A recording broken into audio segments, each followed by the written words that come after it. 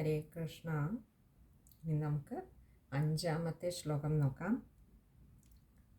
സുരാരീണാം ഹാസ്യം തവ ചരണദാസ്യം നിജസുതേ സദൃഷ്ട്വാ ദുഷ്ടാത്മാ ഗുരുഭിരശിശിക്ഷച്ചിരമമും ഗുരുപ്രോക്തം ചാസാവിദമിദമഭദ്രായ ദൃഢമിത്യപാകുർവൻ സർവം തവ ചരണഭക്ത്യൈവ വവൃഥേ.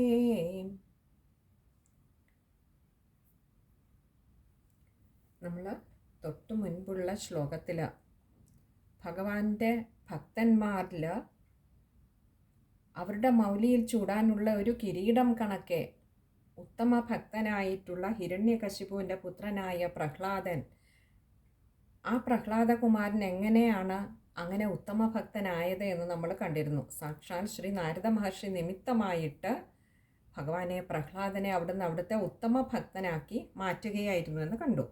ഇനിയും പറയുകയാണ്, അങ്ങനെയുള്ള പ്രഹ്ലാദനെ കണ്ടപ്പോൾ ഹിരണ്യകശിപുവിൻ്റെ ഉള്ളിലെ ചിന്തയാണ് പറയുന്നത്. സുരാരീണാം ഹാസ്യം തവ ചരണദാസ്യം നിജസുതേ.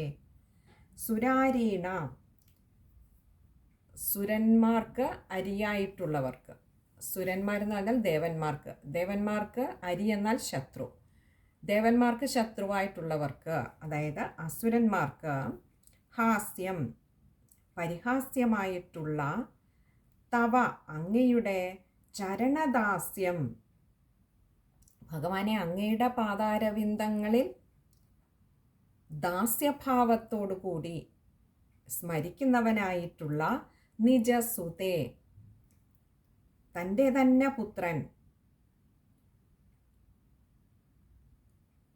ആര്? ആ പ്രഹ്ലാദൻ, ഹിരണ്യകശിപുവിൻ്റെ പുത്രൻ്റെ കാര്യമാണ് പറയുന്നത്. അപ്പോൾ ഈ പ്രഹ്ലാദകുമാരൻ, ഹിരണ്യകശിപുവിൻ്റെ പുത്രനായിട്ടുള്ള പ്രഹ്ലാദകുമാരൻ ഭഗവാനെ അങ്ങയുടെ പാദദാസനായി കഴിയുന്നത് അസുരന്മാർക്കിടയിൽ പരിഹാസ്യമാവുകയാണ്. ഇവൻ മാത്രം എന്താണ് ഇങ്ങനെ? ഞങ്ങളൊക്കെ ആ ഹിരണ്യകശിപുവിൻ്റെ നിർദ്ദേശമനുസരിച്ച് ഓം ഹിരണ്യായ നമഃ എന്ന് പറയുകയാണ് ചെയ്യുന്നത്. ഈ രാജ്യത്തെമ്പാടും ഇവിടെ അലയടിച്ചു പൊങ്ങുന്നത് ആ ഒരു നാമമാണ്, ഓം ഹിരണ്യായ നമഃ. എന്നാൽ ഇവിടെ ഈ ഒരു കൊട്ടാരത്തിലാണ് ഹിരണ്യകശിപുവിൻ്റെ സ്വന്തം പുത്രൻ മാത്രമാകട്ടെ പറയുന്ന ഓം നാരായണായ നമഃ എന്നാണ്. ഇവൻ ഈ അസുരന്മാർക്കിടയിൽ ഒരു പരിഹാസ്യ കഥാപാത്രമായി മാറുന്നുവല്ലോ എന്ന സദൃഷ്ട്വ, സഹ എന്ന് പറഞ്ഞാൽ ആ ഹിരണ്യകശിപു, അവൻ, ഇവിടെ ആ ഹിരണ്യകശിപു ദൃഷ്ട്വ കണ്ടിട്ട്, ദുഷ്ടാത്മാ വളരെ കഠിനഹൃദയനായിട്ടുള്ള ദുഷ്ടഹൃദയനായിട്ടുള്ള ആ ഹിരണ്യകശിപു ഗുരുഭിരശിശിക്ഷച്ചിരമമും, ഗുരുഭിഹി അശിശിക്ഷത ചിരം അമും, ഇങ്ങനെ 4 വാക്കുകൾ അവിടെ വരുന്നുണ്ട്. ഗുരുഭിരശിശിക്ഷച്ചിരമമും, ഗുരുഭിഹി എന്ന് പറഞ്ഞാൽ ഗുരുക്കന്മാരെ കൊണ്ട്, അശിശിക്ഷത വേണ്ടുന്ന ശിക്ഷണം കൊടുപ്പിച്ചു എന്ന് പറഞ്ഞാൽ വേണ്ട രീതിയിൽ അങ്ങോട്ട് പഠിപ്പിച്ചു. ചിരം അമും, ചിരം എന്ന് പറഞ്ഞാൽ കുറേ ദിവസങ്ങൾ എടുത്തിട്ട്, അമും എന്ന് പറഞ്ഞാൽ ഈ പ്രഹ്ലാദനെ, അപ്പോൾ ഗുരുക്കന്മാരെയൊക്കെ നിയോഗിച്ചു കൊട്ടാരത്തിൽ. എന്തിനാ? ഇവനെ ഒന്ന് നേരായ കാര്യങ്ങൾ, ശരിയായ കാര്യങ്ങളൊന്ന് പറഞ്ഞു പഠിപ്പിച്ചു കൊടുക്കണം എന്ന് പറഞ്ഞ് ഹിരണ്യകശിപു ആ കൊട്ടാരത്തിൽ പ്രഹ്ലാദനെ പഠിപ്പിക്കുന്നതിനായിക്കൊണ്ട് ഗുരുക്കന്മാരെയൊക്കെ ഏർപ്പാട് ചെയ്തു. ഗുരുപ്രോക്തം ചാസാവിധമിതം അഭദ്രായ ദൃഢമിത്യപാകുർവൻ. ഗുരുപ്രോക്തം, ഗുരുക്കന്മാര് പ്രോക്തം അവരാൽ പറയപ്പെട്ടത്, അവർ പഠിപ്പിച്ചത്, ചാസാവിധമിതം അഭദ്രായ ദൃഢമിത്യപാകുർവൻ ച അസൗ ഇതം ഇതം അഭദ്രായ, അത്രയും വാക്കുകൾ, ച അസൗ ഇതം ഇതം അഭദ്രായ, 5 വാക്കുകൾ ചേരുന്നതാണ് ചാസാവിധം അഭദ്രായ, ചാസാവിധം ഇതം അഭദ്രായ. ച അസൗ എന്ന് പറഞ്ഞാൽ ഈ അസൗ, ഇവൻ, അതായത് ഈ പ്രഹ്ലാദനാകട്ടെ ഈ ഗുരുക്കന്മാരൊക്കെ വേണ്ടതൊക്കെ പഠിപ്പിച്ചു കൊടുത്തിട്ടും പ്രഹ്ലാദൻ്റെ ഭാവം എന്താണെന്ന് വെച്ചാൽ ഇതം ഇതം അഭദ്രായ, ഇതം ഇതം ഇത് ഈ കാണുന്നത് സർവ്വതും അഭദ്രായ അഭദ്രമായിട്ടുള്ളതാണ് എന്ന് പറഞ്ഞാൽ, അഭദ്രം എന്ന് പറയുമ്പോൾ ഭദ്രമല്ലാത്തത്, യാതൊന്നിനാണോ സുരക്ഷിതത്വം ഇല്ലാത്ത, യാതൊന്നാണോ നമുക്ക് സുരക്ഷിതത്വം നൽകാത്തത്, നമുക്ക് സുരക്ഷിതമല്ലാത്തത്, അതൊക്കെ അഭദ്രമാണ്. യാതൊന്ന് നമുക്ക് സുരക്ഷിതത്വബോധം നൽകുന്നുവോ അതൊക്കെ ഭദ്രമാണ്. നമ്മൾ ഒരു വീട് വെച്ചു, നല്ല കെട്ടുറപ്പുള്ള ഒരു വീടാണെങ്കിൽ നമ്മൾ പറയും ഇത് ഭദ്രമായ ഒരു വാസസ്ഥാനമാണ്. മറിച്ച് ഇടിഞ്ഞു പൊളിഞ്ഞു വീഴാറായിരിക്കുന്ന ഒരു വീടാണെന്നിരിക്കുക, അതിൽ കയറി താമസിക്കുന്നതിന് മുൻപ് നമ്മൾ എന്താ പറയുക, ഈ വീട്ടിൽ താമസിക്കുന്നത് സുരക്ഷിതമല്ല. അപ്പോൾ സുരക്ഷിതത്വം നൽകുന്നത് എന്തോ അത് ഭദ്രം, അതല്ലാത്തതൊക്കെയും അഭദ്രം. അപ്പോൾ സുരക്ഷിതത്വം നൽകുന്നത് അതിന് സ്ഥായീഭാവമുള്ളതാണ്. ഇന്നത്തേക്കോ ഇപ്പോഴേക്കോ മാത്രമല്ല, അത് എന്നും ഇന്നും സുരക്ഷിതത്വം നൽകുന്നതാണ്, എന്നും ഇന്നും നിലകൊള്ളുന്നതാണ്. എന്നും അതിനെ ആശ്രയിക്കുന്നവർക്ക് അത് സുരക്ഷിതമായിരിക്കും. ഇന്നൊരു ദിവസത്തെ കാര്യമോ ഈ ഒരു നിമിഷത്തെ കാര്യമോ അല്ല. അങ്ങനെയുള്ളത് മാത്രം. ഇപ്പോൾ ശരി ഇടിഞ്ഞു പൊളിഞ്ഞ് വീഴാറായ ഒരു കെട്ടിടം ഇന്നിപ്പോൾ ഒരു ദിവസം അതിൽ താമസിക്കുന്നത് കൊണ്ട് കുഴപ്പമില്ല എന്ന് പറഞ്ഞാൽ ഇത് അല്പനേരത്തേക്കേ ഉള്ളൂ. ചിലപ്പോൾ നാളെയോ മറ്റന്നാളോ അത് ഇടിഞ്ഞു വീണു എന്നിരിക്കാം. അങ്ങനെയുള്ളതൊക്കെയും അഭദ്രമാണ്. ഇവിടെ ഭക്തപ്രഹ്ലാദൻ പറയുന്നു ഇതം ഇതം അഭദ്രം, ഇതം ഇതം ഇത് എല്ലാം, ഈ കാണുന്നതെല്ലാം അഭദ്രമാണ്. ഇതൊന്നും നമുക്ക് സ്ഥായിയായിട്ടൊരു സുരക്ഷിതത്വം നൽകുന്നതല്ല, നമ്മളെ സംരക്ഷിക്കുന്നതല്ല, നമുക്ക് താങ്ങായി നിൽക്കുന്നതല്ല. അപ്പോൾ താങ്ങായി നിൽക്കുന്നത് എന്തോ ഒന്ന് ആ പ്രഹ്ലാദൻ അറിഞ്ഞിരിക്കുന്നു. ഭദ്രമായിട്ടുള്ള ഒന്നിനെ പ്രഹ്ലാദൻ അറിഞ്ഞിരിക്കുന്നു. അതുകൊണ്ട് തന്നെ ചുറ്റിനുമുള്ളതിൻ്റെ ഭാവം അഭദ്രമാണ് എന്ന് തിരിച്ചറിയാനുള്ള വിവേകം ഉണ്ടായിരിക്കുന്നു. അതില്ലാത്തത് കൊണ്ടാണ് ഹിരണ്യകശിപുവിനും മറ്റുള്ളവർക്കുമൊക്കെ ഭക്തപ്രഹ്ലാദൻ പരിഹാസ്യ കഥാപാത്രമായി മാറിയത്. അവർക്കൊക്കെ ഈ ചുറ്റിനും കാണുന്നതൊക്കെ ഭദ്രമാണ്, പ്രഹ്ലാദന് അഭദ്രമാണ്. പ്രഹ്ലാദന് യാതൊന്ന് അഭദ്രമായി തോന്നിയോ അതൊക്കെ അസുരന്മാർക്ക് ഈ ലോകത്തിന് ഭദ്രമാണ്. പ്രഹ്ലാദന് യാതൊന്ന് ഭദ്രമാണെന്ന് തിരിച്ചറിഞ്ഞിരിക്കുന്നു, അത് ഈ അസുരന്മാർക്കും ഈ ലോകത്തിനുമൊന്നും ആ ഒരു വിവേകം ഉദിക്കുന്നുമില്ല. ഇതാണ് ഇവിടെ പറഞ്ഞ ഇതമിതം അഭദ്രം, ഇതമിതം അഭദ്ര. ഈ കാണുന്നതെല്ലാം ഗുരുക്കന്മാർ എത്ര പഠിപ്പിച്ചു കൊടുത്തിട്ടും ഉള്ളിൽ നിന്നും ആ ഭാവം അങ്ങോട്ട് മാറുന്നില്ല. കാരണം എന്താ, അത്രമാത്രം ദൃഢമായിട്ട് ആ ഒരു സത്യം ഉള്ളിൽ അറിഞ്ഞിരിക്കുന്നു, മനസ്സിലാക്കിയിരിക്കുന്നു. അതുകൊണ്ട് ഗുരുക്കന്മാർ എത്ര പറഞ്ഞു കൊടുത്തിട്ടും ഓം ഹിരണ്യകശിപുവേ നമഃ എന്ന് പറയാൻ, അല്ലെങ്കിൽ ഓം ഹിരണ്യായ നമഃ എന്ന് പറയുന്നതിന് ഭക്തപ്രഹ്ലാദൻ്റെ നാവ് പൊങ്ങിയില്ല. പകരം ഭക്തപ്രഹ്ലാദൻ അപ്പോഴും പറഞ്ഞുകൊണ്ടിരുന്നു ഓം നാരായണായ നമഃ, ഇതം അഭദ്രം, ഈ കാണുന്നതെല്ലാം അഭദ്രമാണ്. പിന്നെയോ ദൃഢമിത്യപാകുർവൻ, ദൃഢം ഇതി അപാകുർവൻ, ഇങ്ങനെ 3 വാക്കുകൾ ചേരുന്നതാണ് ദൃഢമിത്യപാകുർവൻ. ദൃഢം എന്ന് പറഞ്ഞാൽ അത് ഉറപ്പാണ്, അത് നിശ്ചയമുള്ള കാര്യമാണ്. ഈ കാണുന്നതൊക്കെ അഭദ്രമാണ്. കാരണം ഇതൊക്കെ ഇതിനൊന്നും ഒരു സ്ഥായീ ഭാവമില്ല, ഇത് തന്നെ നശിക്കുന്നതാണ്. ഈ നശിക്കുന്നതൊക്കെ നമ്മൾ മറ്റുള്ളവയിലൂടെ മറ്റുള്ളവയെയും നാശത്തിലേക്ക് നയിക്കുന്നതാണ്. അതുകൊണ്ട് ഇതിനൊക്കെ ഒരു അഭദ്ര സ്വഭാവമാണുള്ളത്, ഇതിനൊന്നും സ്ഥായീ ഭാവമില്ല താനും. ഇതി അപാകുർവൻ, ഇതി എന്ന അപാകുർവൻ എന്ന് പറഞ്ഞാൽ എല്ലാം ഉപേക്ഷിക്കുക, ചിത്തത്തിൽ ഇതിനോടൊന്നും ഒരു ഒട്ടലില്ല, ഇതെല്ലാം അഭദ്രമാണ്.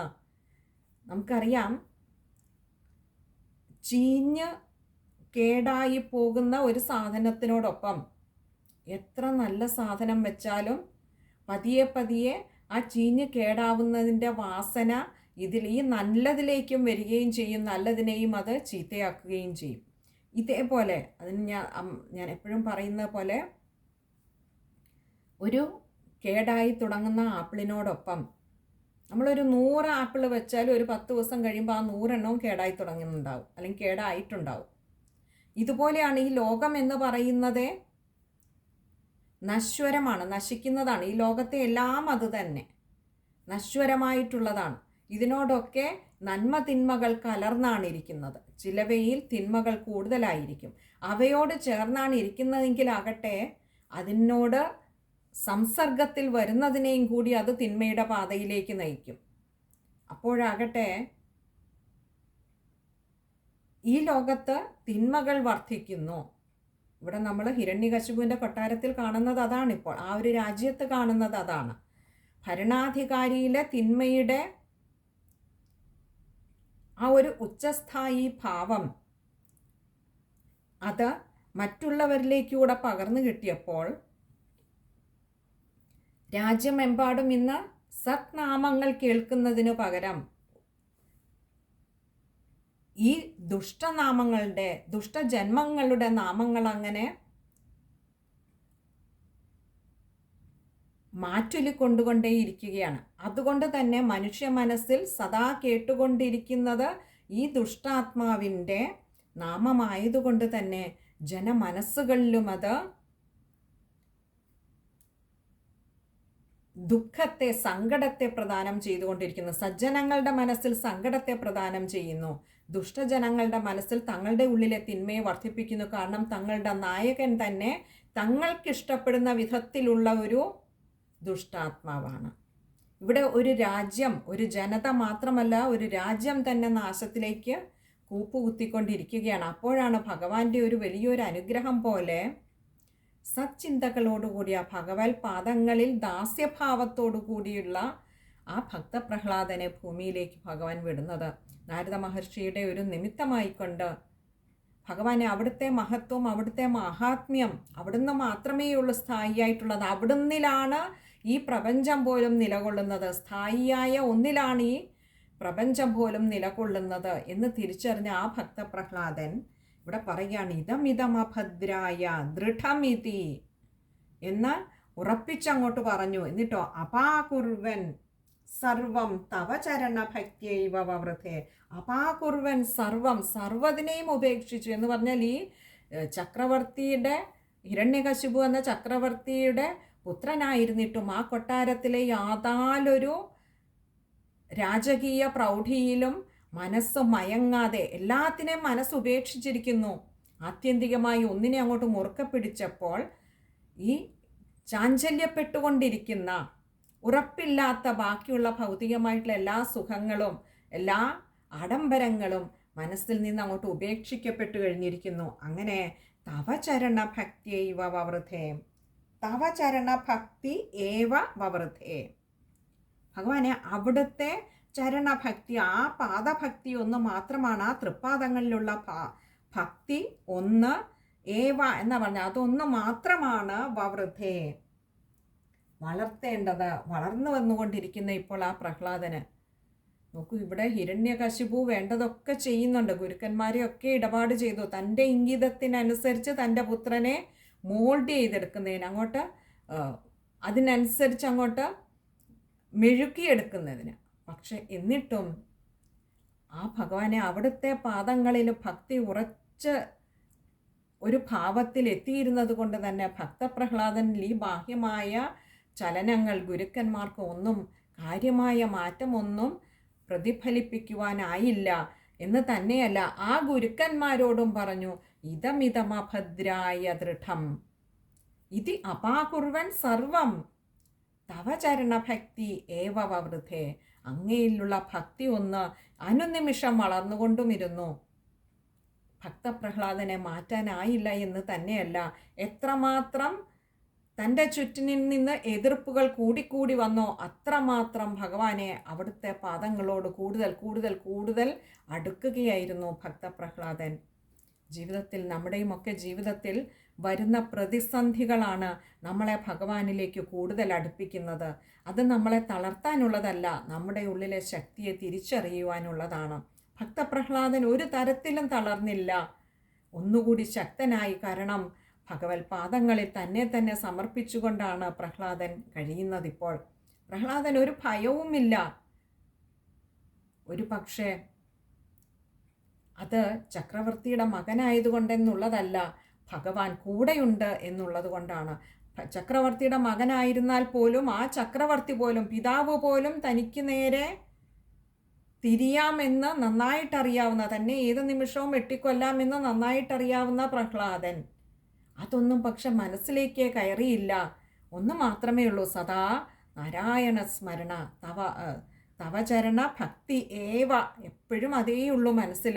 അതുകൊണ്ട് തന്നെ ഭഗവാനെ ആ ഭക്തപ്രഹ്ലാദനിൽ മാറ്റങ്ങൾ സൃഷ്ടിക്കാൻ കഴിയാതെ വന്നപ്പോൾ മറ്റുള്ള അസുരന്മാർക്കൊക്കെ ഇത് പ്രഹ്ലാദനെ കാണുമ്പോൾ കളിയാക്കി ചിരിക്കുവാൻ തുടങ്ങി. അയ്യേ, ഇവൻ എന്താ ഇങ്ങനെ എന്നുള്ളൊരു ഭാവം. ഇതാകട്ടെ ഹിരണ്യകശിപുവിനും ക്ഷീണമായി.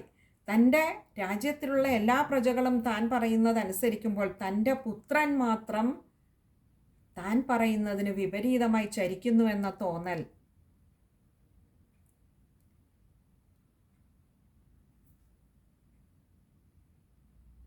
ഹിരണ്യകശിപു ഈ പ്രഹ്ലാദനെ മാറ്റിയെടുക്കുന്നതിന് വേണ്ടി കൊട്ടാരത്തിലെ തന്നെ ഏറ്റവും പ്രമുഖനായിട്ടുള്ള ശുക്രമഹർഷിയുടെ പുത്രന്മാരെ കൊണ്ടാണ് പ്രഹ്ലാദന് ഈ താൻ ഏത് രീതിയിലാണോ കുട്ടി പഠിക്കണമെന്ന് ആഗ്രഹിച്ചത് അതൊക്കെ പഠിക്കുന്നതിനായിട്ട് നിയോഗിച്ചത്. ഈ ശുക്രമഹർഷിയുടെ പുത്രന്മാരായിട്ടുള്ള ചണ്ടാമർക്കന്മാരെ കൊണ്ട് വിദ്യാഭ്യാസമൊക്കെ ചെയ്യിപ്പിച്ചുവെങ്കിലും അവരോടും പറഞ്ഞു, ഈ തൻ്റെ പിതാവിനാൽ നൽകപ്പെടുന്ന ഈ പ്രഹസനങ്ങളൊക്കെയും അത് അവിദ്യയാണ്. അതുകൊണ്ട് തന്നെ അത് ശ്രേയസ്സിന് ഹാനികരമായിട്ടുള്ളതുമാണ്. ഇതെല്ലാം ഉപേക്ഷിക്കൂ എന്ന് ഗുരുക്കന്മാർക്ക് തിരികെ പറഞ്ഞു കൊടുക്കുന്ന ഒരു ശിഷ്യനായി, ശ്രേഷ്ഠനായി, ശ്രേയസ്കരനായി ആ പ്രഹ്ലാദൻ അങ്ങനെ വളർന്നു. ഇനി നമുക്ക് ആ ശ്ലോകം ഒന്നുകൂടി നോക്കാം. സുരാരീണാം ഹാസ്യം തവ ചരണദാസ്യം നിജസുതേ സദൃഷ്ട്വാ ദുഷ്ടാത്മാ ഗുരുഭിരശിശിക്ഷച്ചിരമമും ഗുരുപ്രോക്തം ചാസാവിദമിദമഭദ്രായ ദൃഢമിത്യപാകുർവൻ സർവം തവ ചരണഭക്ത്യൈവ വവൃതേ. ആ ശ്ലോകം വായിക്കുമ്പോൾ ശ്രദ്ധിക്കേണ്ട കാര്യങ്ങൾ: ഗുരുഭിരശിശിക്ഷച്ചിരമമും, അവിടെ ഗുരുഭിഹി അശിശിക്ഷത ചിരം അമും, ഇങ്ങനെ ഇത്രയും വാക്കുകളുണ്ട്. വായിക്കുമ്പോൾ അത് പദം പിരിക്കാതെ തന്നെ വായിക്കുക. അവിടെ ഗുരുഭിരശിശിക്ഷച്ചിരമമും, അശിശിക്ഷത രായ്ക്ക് അകാരം കൊടുത്തു വായിക്കുക. ഗുരുഭിരശിശിക്ഷച്ചിരമമും, അവിടെ അശിശിക്ഷത ചിരം, ത പ്ലസ് ചി എന്നുള്ളത് കൂട്ടക്ഷരം ഇച്ഛ ആയിട്ട് മാറുന്നുണ്ട്. അപ്പോൾ ഗുരുഭിരശിശിക്ഷച്ചിരമമും, അവിടെ ചിരം അമും മായ്ക്ക് അകാരം കൊടുക്കുക. പിന്നെ മൂന്നാമത്തെ വരിയിൽ ചാസാവിതമിതമഭദ്രായ, ചാസൗ ഇതമിതം അഭദ്രായ ആണ്. അത് ചേർക്കുമ്പോൾ ചാസാവിതമിതം, ഇതം ഇതം അഭദ്രായ, അതുകൊണ്ട് തന്നെ മായ്ക്ക് അകാരം കൊടുത്തു വായിക്കുക. ചാസാവിതമിതം അഭദ്രായ. പിന്നെ അടുത്ത് ദൃഢമിത്യപാകുർവൻ, ദൃഢമിതി അപാകുർവനാണ്. ദൃഢം ഇതി അപാകുർവൻ, 3 വാക്കുകളുണ്ട്. കഴിയുന്നതും ചേർത്ത് തന്നെ എടുക്കുക. അത് ഇനിയും അവിടെ ചേർത്ത് വായിക്കാൻ പറ്റുന്നില്ല തുടക്കക്കാർക്കെങ്കിൽ ദൃഢമിതി എന്നവിടെ എടുത്തുകൊണ്ട് അപാകുർവൻ എന്ന് താഴെ വായിക്കുക. കഴിയുന്നതും ദൃഢമിത്യപാകുർവൻ എന്ന് എടുക്കുന്നതാവും നല്ലത്. അതേപോലെ ചേർത്ത് വായിക്കുകയാണെങ്കിൽ ത്യ എന്ന അക്ഷരത്തിന് അകാരം കൊടുത്ത അപാകുർവൻ. പിന്നെ തവ ചരണ ഭക്ത്യൈവ, അതും ശ്രദ്ധിക്കുക.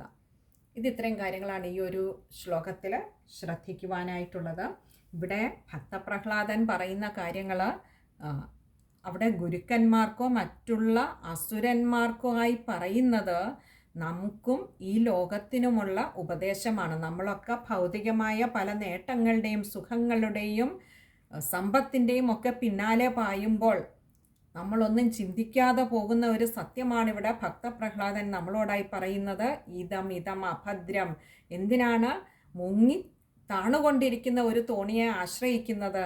മുങ്ങിത്താഴ്ത്താൻ ഒരു കടലിനും ആകാത്ത ഒരു തോണി മുൻപിലുള്ളപ്പോൾ ആ തോണിയെ അങ്ങോട്ട് ചേർത്ത് പിടിച്ചുകൂടെ, ആശ്രയിച്ചുകൂടെ എന്ന് ചോദിക്കുകയാണ്.